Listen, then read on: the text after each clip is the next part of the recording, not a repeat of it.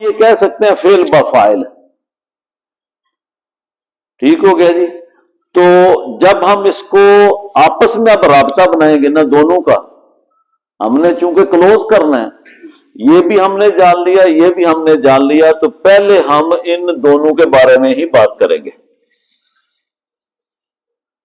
ان دونوں کے بارے میں تو کیا کہیں گے، یہاں سے شروع کریں گے. نزلنا فعل، یہ جو جار مجرور ہے مرکب جاری، نزلنا فعل کے متعلق ہوا.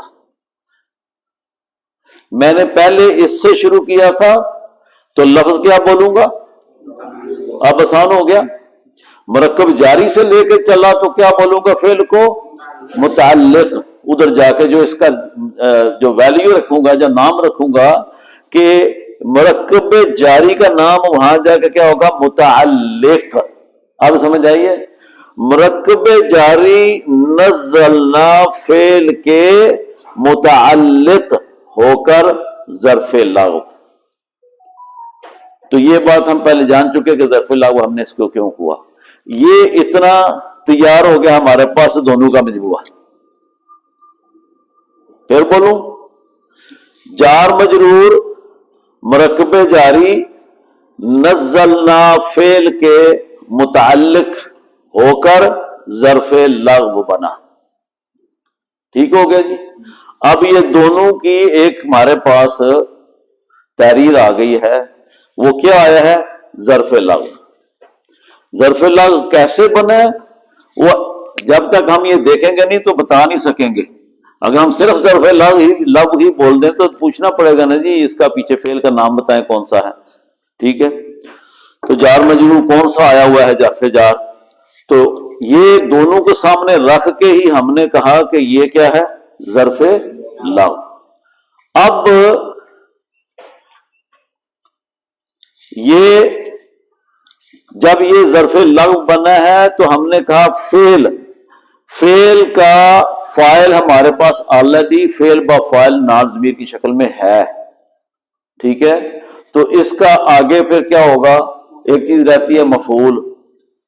تو یہ مفعول بھی ہوا، کیونکہ ترجمے کے اعتبار سے بھی آپ کو پتہ چلے گا. ترجمہ بہت ضروری ہے پہلے جاننا، کہ میں ایسے ہی نہیں کہہ دیا، مجھے ترجمے نے بتا دیا کہ یہ مفعول بھی ہے. ٹھیک ہے، تو اب ہم کیا کرتے ہیں کہ اس کو ترجمہ جانتے ہوئے ہم نے مفعول بھی نوٹیفائی کر لیا. اب اس کے بعد پھر ہم آتے ہیں، چونکہ فعل کے ساتھ اس کا تعلق ہے، فعل فاعل مفعول کے حساب سے ایک بار پھر ہمیں جمع کرنا پڑے گا. یہ کیسے ہوتا ہے، ہر بار ایسے ہوتا ہے، ہر جملے میں اس طرح ہوتا ہے. جہاں پہ مفعول ہوگا تو پھر تینوں کو جمع کر کے پھر بولنا پڑے گا. مفعول نہیں ہے تو یہیں پہ بات ختم ہو جائے گی. ٹھیک ہے، کیونکہ مفعول آگے ہے. تو میں نے پہلے کہا کہ ترکیب کے لیے مبتدا خبر، فعل کے بارے میں فعل فاعل مفعول، اس طرح جار مجرور ہے تو اس کے بارے میں ظرف لغو ہے، ظرف مستقر ہے. یہ باتیں ہم آگے پڑھ رہے ہیں. موصوف صفت ہے، ٹھیک ہے، مضاف مضاف الیہ ہے. یہ ساری چیزیں جمع کرنی ہے. یہی ٹرمینالوجی ہے جس کو ہم نے علیحدہ علیحدہ سیکھ کے جمع کرنا ہے. یہ میں نے علیحدہ کیا، یہ میں نے علیحدہ کیا، دونوں کو جوڑ کے ظرف لغو کا نام دیا ایک قاعدے کے تحت. پھر دیکھا کہ اچھا جی یہ اب تو مفعول بن رہا ہے، تو پھر پتہ لگا فعل فاعل مفعول تینوں ہونے چاہیے، یہ متعلق ہے. تو ہم نے اس کو مل کے کہا کہ فعل اپنے فاعل، ظرف لغو اور مفعول بھی. کتنے نام لیے، 4 پورے ہیں گن گنا کے کہ نہیں؟ ہاں جی، بتائیں ذرا فعل کون سا ہے، بولیں. ٹھیک ہے، یہ ایک ہو گیا. فاعل کون سا ہے اس میں، 2 ہو گیا.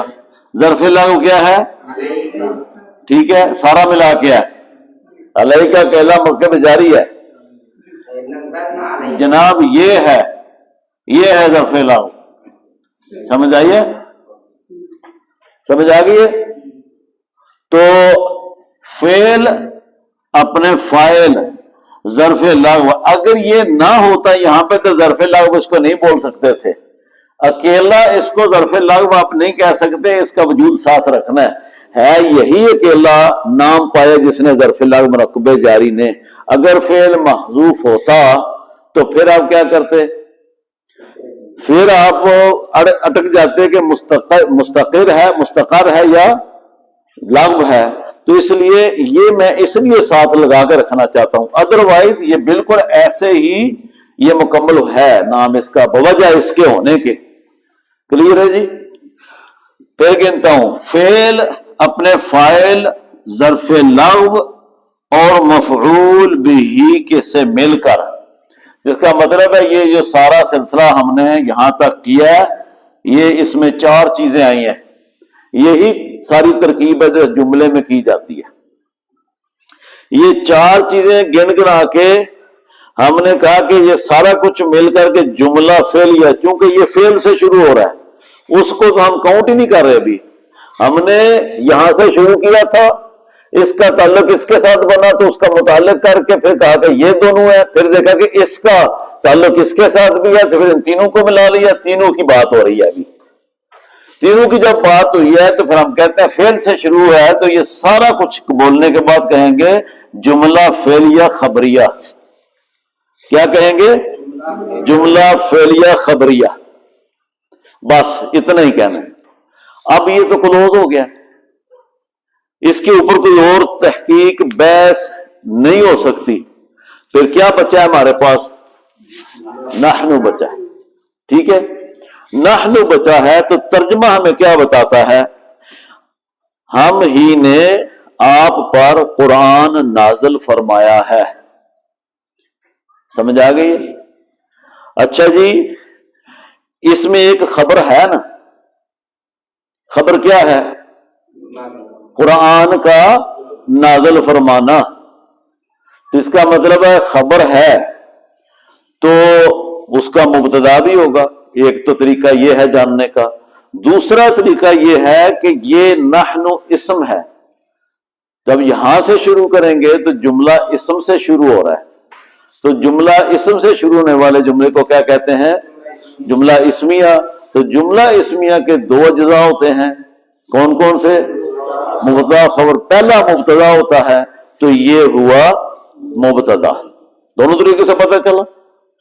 تو جب یہ مبتدا ہے تو وہ خبر بذریعہ ترجمہ جو ہم نے جانی وہ ساری کی ساری آگے خبر بنی.